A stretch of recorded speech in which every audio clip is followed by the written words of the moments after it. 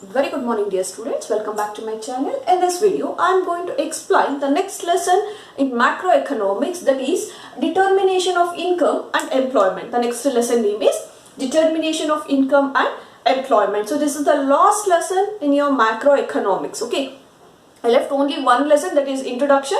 After finishing this lesson I will start that. Okay, so the lesson name is determination of income and employment. So here what we are going to study. So the main objective of macroeconomics is to develop the theoretical models.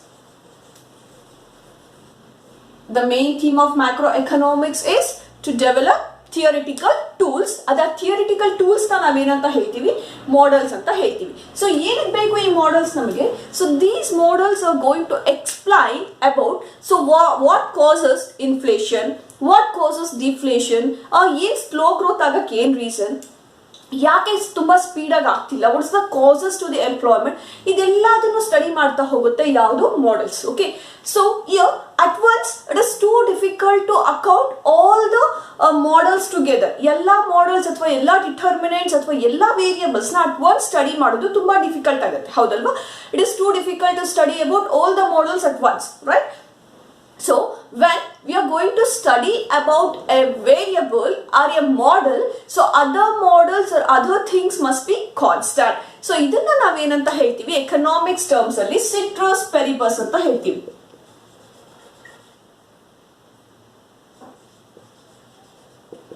This is what we call ceteris paribus, which literally means all other things remain constant.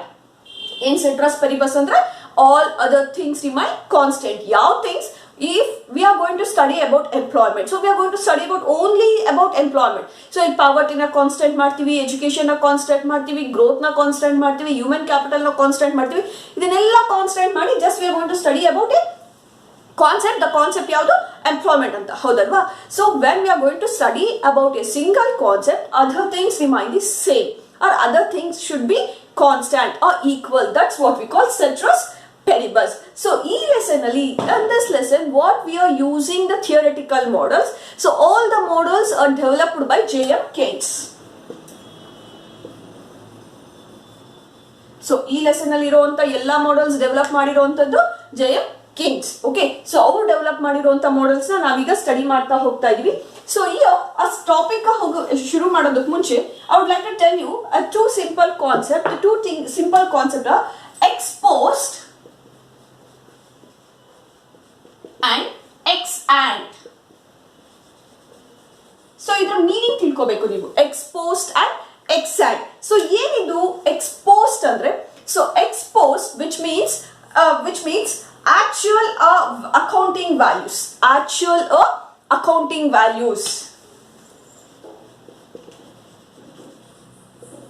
Actual or accounting values is called ex post. So in ex post andre actual or accounting values are called ex post.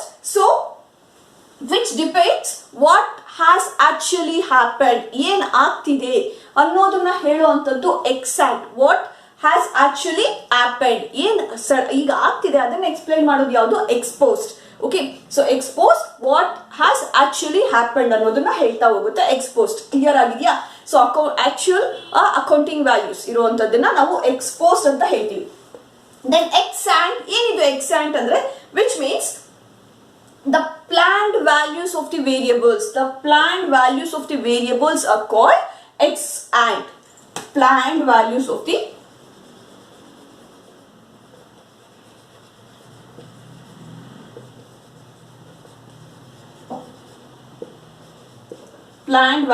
the variables are called ex ante. So which ಇಲ್ಲಿ ex post ಅಂದಾಗ actual or accounting values, which means what has happened, ಹೌದಾ? So ಏನ್ ಆಗ್ತಿದೆ ಅನ್ನೋದನ್ನ ಹೇಳೋದು ex post. ex ante ಇದು planned values of the variable. So ಇದನ್ನ ಏನ ಸ್ಟಡಿ ಮಾಡ್ತಾ ಹೋಗ್ತೀವಿ? ಸೊ ಇಲ್ಲಿ what has been planned, ನಾವು ಏನ್ ಪ್ಲಾನ್ ಮಾಡ್ಕೊಂಡಿದೀವಿ ಅನ್ನೋದನ್ನ ಇದು ಹೇಳುತ್ತೆ ex ante.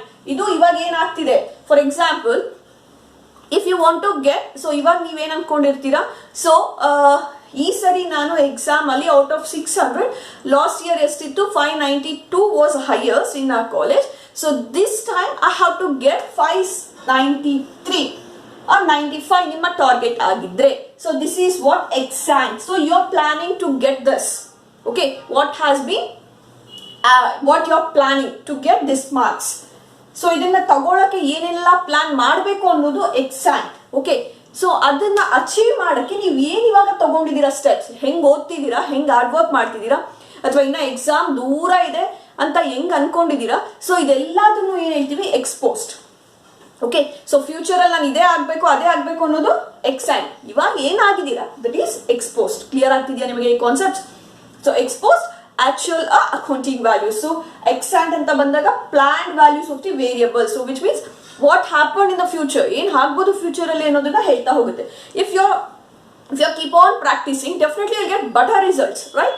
So last year ಗಿಂತ ತುಂಬಾ better results ಸಿಗುತ್ತೆ ಯಾವಾಗ, when you plan for that, right? so ಇದು ಯಾವುದು extant ಆಗುತ್ತೆ. so ಇದೆರಡು ಕಾನ್ಸೆಪ್ಟ್ ಕ್ಲಿಯರ್ ಆಗಿದೆ ಅಲ್ವಾ ನಿಮಗೆ? now I will shift to the main topic, that is consumption.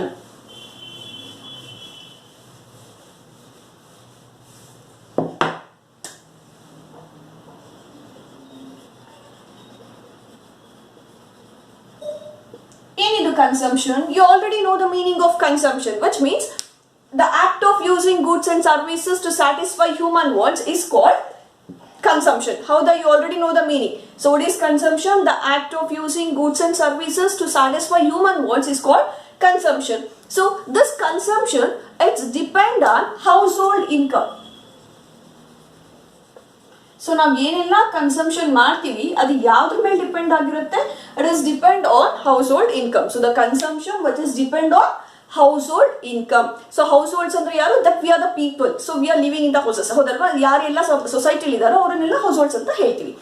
So consumption, you know the meaning of consumption. The act of using goods and services to satisfy our want is called consumption function. ಇಲ್ಲಿ consumption it is depend on household income. Okay, ಅವ್ರು ತಗೊಳ್ಳುವಂತ income ಮೇಲೆ depend ಆಗಿರುತ್ತೆ. ಈಗ those who are earning very huge money, okay, per day cross together ಅಲ್ಲಿ those who are earning, ಅವರ standard of living, ಅವರ way of consumption is different from others, ಹೌದಾ? So ಈಗ ನಮ್ಮ ಸ್ಟ್ಯಾಂಡರ್ಡ್ ಆಫ್ ಲಿವಿಂಗ್ ಡಿಫರ್ ಇರುತ್ತೆ. ನಮ್ಮ standard of living ಯಾವ್ದ್ರ ಮೇಲೆ ಡಿಪೆಂಡ್ ಆಗುತ್ತೆ? ಇಟ್ಸ್ ಡಿಪೆಂಡ್ ಆನ್ ಇನ್ಕಮ್, ಹೌದಾ? So when you are getting 1000 rupees per day as a pocket money, so ನಿನ್ನ ಕನ್ಸಂಪ್ಷನ್ ಎಕ್ಸ್ಪೆಂಡಿಚರ್ ಇಸ್ ಡಿಫರೆಂಟ್, ಹೌದಲ್ವಾ? ಸೊ ಇಲ್ಲಿ ದ ಕನ್ಸಂಪ್ಷನ್ ಯಾವ್ದ್ರ ಮೇಲೆ ಡಿಪೆಂಡ್ ಆಗಿರುತ್ತೆ? It is depend on household income. Clear ಆಗಿದೆ ಅಲ್ವಾ ನಿಮಗೆ? So the consumption function,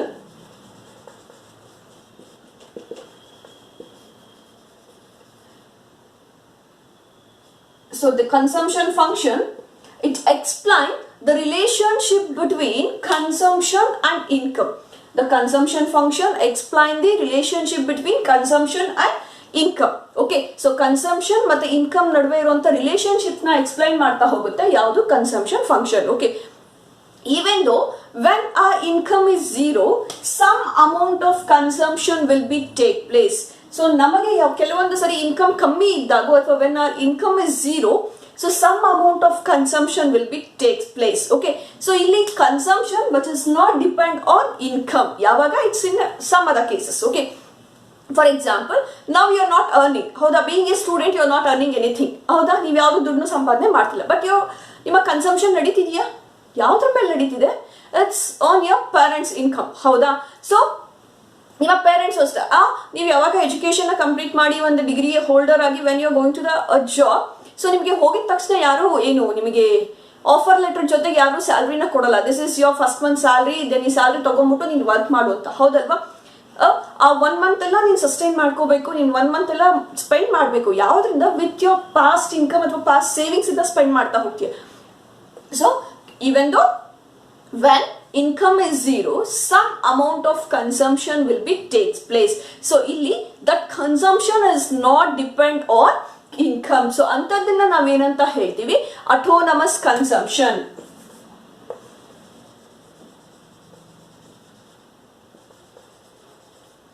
so ಏನಿದು autonomous consumption? The consumption which is not depend on income. So income ಮೇಲೆ ಡಿಪೆಂಡ್ ಆಗದೆ ಇರುವಂತ ಕನ್ಸಂಪ್ಷನ್ ನಾವು ಆಟೋನಮಸ್ ಕನ್ಸಂಪ್ಷನ್ ಅಂತ ಹೇಳ್ತೀವಿ. So what is autonomous consumption? The consumption which is not depend on income. Okay, and sometimes when you are started to work. So first month ಆದ್ಮೇಲೆ ನೋಡಿ second month third month ನಿಮ್ದ ನಿಮಗೆ income ಬರ್ತಿದೆ ಅಂದಾಗ so ನಿಮ್ಮ way of consumption will be different, ಹೌದಲ್ವಾ? So ಆಗ ಏನು ಚೇಂಜ್ ಆಗುತ್ತೆ ಅದನ್ನ ನಾವು ಇಂಡ್ಯೂಸ್ಡ್ ಕನ್ಸಂಪ್ಷನ್ ಅಂತ ಹೇಳ್ತೀವಿ. Induced consumption, which means the consumption is depend on income. So ಅದೇನು ಹೇಳುತ್ತೆ, the consumption ಯಾವ್ದ್ರ ಮೇಲೆ ಡಿಪೆಂಡ್ ಆಗಿರುತ್ತೆ, the consumption which is depend on income. Clear ಆಗಿದೆಯಾ? ಸೊ ಇಲ್ಲಿ ಎಕನಾಮಿಕ್ಸ್ ಅಲ್ಲಿ the autonomous consumption it is denoted as C bar. So ಈ C bar ಅನ್ನೋ ಒಂದು ಲೆಕ್ಚರ್ ಇಂದ ಅದನ್ನ ಡಿನೋಟ್ ಮಾಡ್ತಾ ಹೋಗ್ತೀವಿ. And induced consumption which is denoted on C Y, small C capital Y. So ಇಲ್ಲಿ ಸ್ಮಾಲ್ ಸಿ ಕನ್ಸಂಪ್ಷನ್ ನ ಡಿನೋಟ್ ಮಾಡುತ್ತೆ, ವೈ ಇನ್ಕಮ್ ನ ಡಿನೋಟ್ ಮಾಡ್ತಾ ಹೋಗುತ್ತೆ. ಕ್ಲಿಯರ್ ಆಗಿದೆಯಾ? ಸೊ ನಾವು ಯೂಶಲಿ ಕನ್ಸಂಪ್ಷನ್ 2 ಫ್ಯಾಕ್ಟರ್ಸ್ ಇಂದ ಡಿಸೈಡ್ ಆಗುತ್ತೆ ಅಂತ ಹೇಳ್ತೀವಿ. ಯಾವ್ದಾದ್ರು 2 factors that is C is equals to C bar plus CY. C is equals to C bar plus CY. So C consumption. ಈ consumption ಯಾವ್ದ್ರ ಮೇಲೆ ಡಿಪೆಂಡ್ ಆಗಿದೆ? It's depend on C bar. So which means autonomous consumption and CY induced consumption. So C consumption, ಈ consumption ಯಾವ್ದ್ರ ಮೇಲೆ depend ಆಗಿದೆ? What's depend on income. Okay, ಇದು clear ಆಗಿದೆಯಾ? C is equals to sorry. C is equals to C bar plus CY. C bar autonomous, which is not depend on income. CY induced consumption which is depend on income. So ಇದು clear ಆಗ್ತಿದೆ ಅಲ್ವಾ ನಿಮಗೆ? So here ನಾವು ಏನ್ income ಜಾಸ್ತಿ ಆಗ್ತಾ ಹೋಗುತ್ತೆ, so that is depend on MPC ಅಂತ ಹೇಳ್ತೀವಿ. When our income increases, the increase in income we will not spend entire it on consumption. ಹೌದಾ? ಫಾರ್ ಎಕ್ಸಾಂಪಲ್ ನಿಮಗೆ ಈ ಮಂತ್ 500 rupees ಇನ್ಕ್ರೀಸ್ ಆಗಿದೆ ಅಂದ್ರೆ you will not spend entire that 500 rupees on consumption. ಹೌದಾ? 500 rupees complete ಆಗಿ consumption ಮೇಲೆ use ಮಾಡಲ್ಲ. ಯಾಕೆ? Because you will keep part of it for the saving. ಹೌದಾ? ಅದಕ್ಕಿಂತ ಕಮ್ಮಿ ಆದ್ರೂ ಮಾಡ್ಬೋದು ಅಥವಾ ಅದಕ್ಕಿಂತ ಜಾಸ್ತಿ ಆದ್ರೂ ಮಾಡ್ಬೋದು. ಇದನ್ನ ನಾವೇನಂತ ಹೇಳ್ತೀವಿ? MPC, marginal propensity to consume. Which means ಏನ್ MPC ಅಂದ್ರೆ sorry, so marginal propensity to consume, which means it is the change in consumption per unit change in income. Change in consumption per unit change in income, that's what we call marginal propensity to consume. Change in consumption per unit change in income. So ಇದನ್ನ ನಾವು terms ಅಲ್ಲಿ ಬರೆಯೋದಾದ್ರೆ so it can be written as delta C divided by delta Y. So delta C change in consumption ಯಾವ್ದ್ರಿಂದ change ಆಯ್ತು? due to change in income. So when our income increases, the increase in income we will not spend entire it on consumption. ಹೌದಾ? So sometimes ಅದ್ರಲ್ಲಿ ಸ್ವಲ್ಪ ಅದನ್ನ ನಾವು ಕನ್ಸಂಪ್ಷನ್ಗೆ ಮಾಡ್ಬೋದು ಅಥವಾ ಅದಕ್ಕಿಂತ ಜಾಸ್ತಿ ಮಾಡೋಕ್ಕೆ ಸಾಧ್ಯ ಇಲ್ಲ. ಹೌದಾ? So always this MPC it's lies between 0 and 1 ಅಂತ ಹೇಳ್ತೀವಿ. The value of MPC it's always ಲೈ ಬಿಟ್ವೀನ್ 0 and 1. ಏನಿದು 0? ಫಾರ್ ಎಕ್ಸಾಂಪಲ್ ನಿನಗೆ 500 rupees ಇನ್ಕಮ್ ಜಾಸ್ತಿ ಆಯ್ತು ಅಂದ್ರೆ ಸೊ ಈ 500 ಅಲ್ಲಿ ನೀನು MPC ಅಂತ ತಗೊಂಡಾಗ ಇದ್ರಲ್ಲಿ ಏನು ಖರ್ಚು ಮಾಡದೇ ಇರ್ಬೋದು. ಓಕೆ, ಅವಾಗ MPC is equals to 0. ಆ 500 rupees ನೀನು ಹಂಗೆ ಉಳಿಸ್ಕೋಬಹುದು. ನಿಮ್ಮ ಇನ್ಕಮ್ ಲೆವೆಲ್ ಏನು ಕನ್ಸಂಪ್ಷನ್ ಲೆವೆಲ್ ಏನು ಜಾಸ್ತಿ ಆಗಿದೆ. Okay, and when MPC is equals to 1 ಅಂದಾಗ ನಿನಗೆ ಬರ್ತಿರೋಂಥ ಕಂಪ್ಲೀಟ್ 500 rupees ನ ನಿನ್ನ ಕನ್ಸಂಪ್ಷನ್ಗೆ ಯುಟಿಲೈಸ್ ಮಾಡ್ಕೊಂಡ್ಬಿಟ್ಟೆ. That's what we call MPC is equals to 1. So the value of MPC it's always depend on values of 0 and 1. So when it is 0, so ನಿನಗೆ income ಜಾಸ್ತಿ ಆದಾಗೂ the consumption level is remain constant. And what? So when your income increases, that equal to your consumption is also increases. So this is what we call MPC, marginal propensity to consume. ಇನ್ನೊಂದು option ಸಿಗ್ಬೋದು. So you can use less than 1. ಹೌದಾ?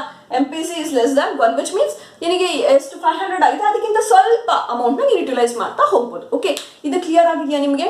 So ಇಲ್ಲಿ ನಾನು ಏನೇನು ಹೇಳಿದೆ, autonomous consumption meaning ಹೇಳಿದೆ. I said you the meaning of induced consumption and it's depend on income ಅಂತ ಹೇಳಿದೀನಿ. And thus why it's depend on MPC, marginal propensity to consume, which means increase in consumption which leads to increase in income anta. Howdalva? Change in consumption due to change in income.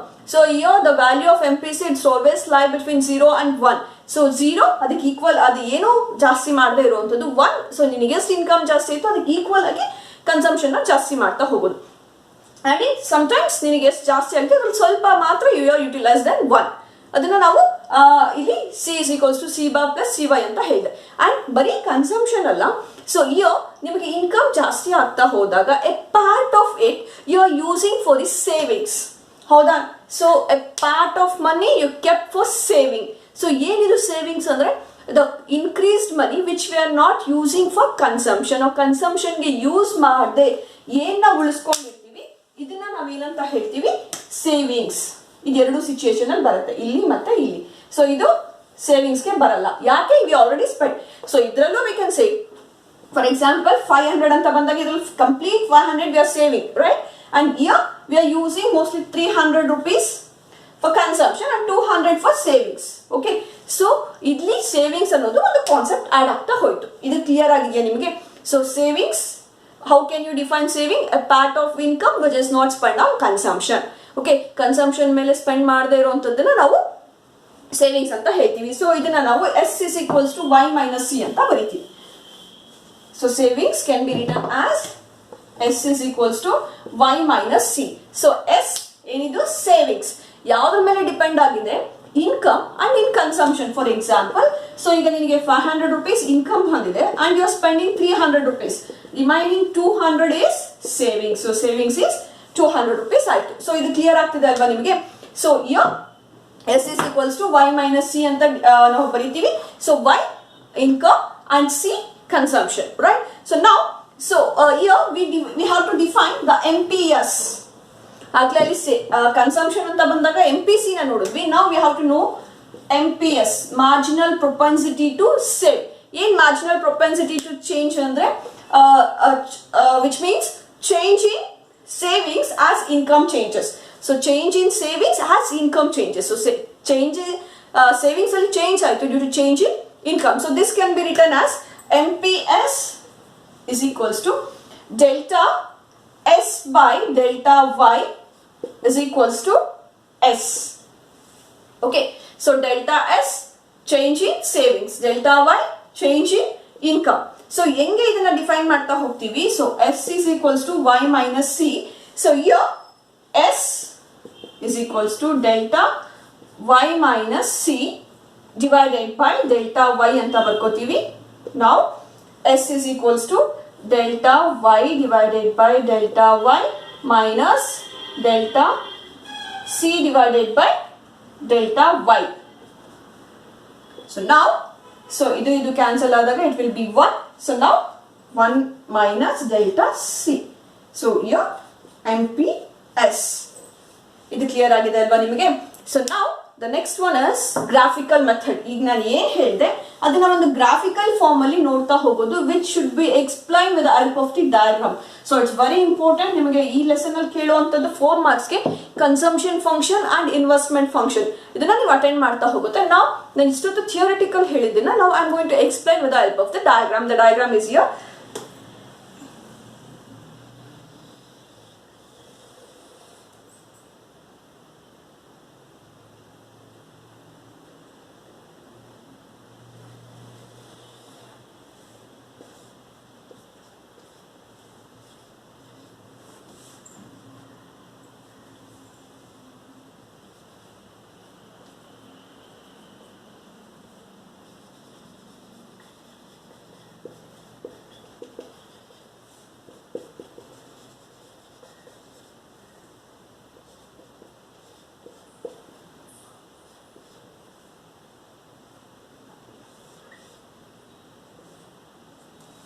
So here in OX axis we are measuring the income and in OY axis we are measuring the consumption. Okay, so this is the 45-degree line. So this shows the slope of the consumption function. So this is the 45-degree line which shows the slope of the consumption function. ಯಾವ್ದ್ರದನ್ನ ತೋರಿಸುತ್ತೆ? It shows the consumption function ದು ಒಂದು slope ನ ತೋರಿಸ್ತಾ ಹೋಗುತ್ತೆ. And this is ಇಲ್ಲಿಂದ ಕೆಳಗಡೆ ಏನು denote ಮಾಡ್ತಿದ್ದೀನಿ. So this is the C bar, which means autonomous consumption. ಇಲ್ಲಿವರೆಗೂ autonomous consumption ಇರುತ್ತೆ. When our income increases, the consumption is also increases. So ಇಲ್ಲಿವರೆಗೂ ಯಾವ್ದದು? autonomous consumption, which means when our income is 0, some amount of consumption will be takes place. That's what we call autonomous consumption. And illinda munde iruantaddu the slope, the 45-degree line, it shows the slope of the consumption function, which means when our income increases, the consumption is also increase anta helta hogutte. Okay, so this is the diagram for this topic. Okay, so tumba simple agide. Ee question na ನೀವು explain ಮಾಡುವಾಗ when we are going to attend this, so you have to write the meaning of consumption. Then adadmele what is autonomous consumption, you have to write the meaning of consumption function, then autonomous consumption, reduced consumption, MPC, MPS, adadmele then you have to come for this. So idella ನೀವು attend ಮಾಡಿದ್ರೆ you will get 4 marks. I hope this concept is clear to you. If you have any doubts, you can ask me. Thank you. Keep watching.